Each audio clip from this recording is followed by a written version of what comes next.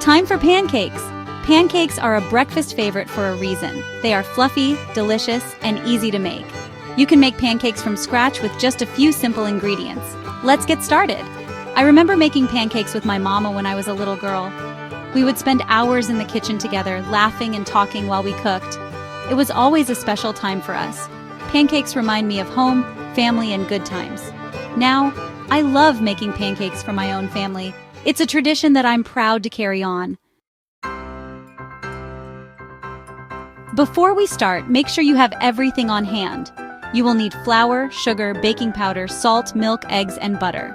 Having all your ingredients measured out and ready to go is helpful. These basic ingredients are probably already in your pantry. It's so easy to make pancakes from scratch. You don't need any fancy ingredients.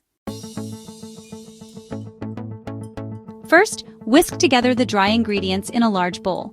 This includes the flour, sugar, baking powder, and salt. In a separate bowl, whisk together the wet ingredients, milk, eggs, and melted butter. Now, slowly add the wet ingredients to the dry ingredients. Whisk until just combined. Don't overmix the batter. Lumps are okay, but you don't want to stir too much.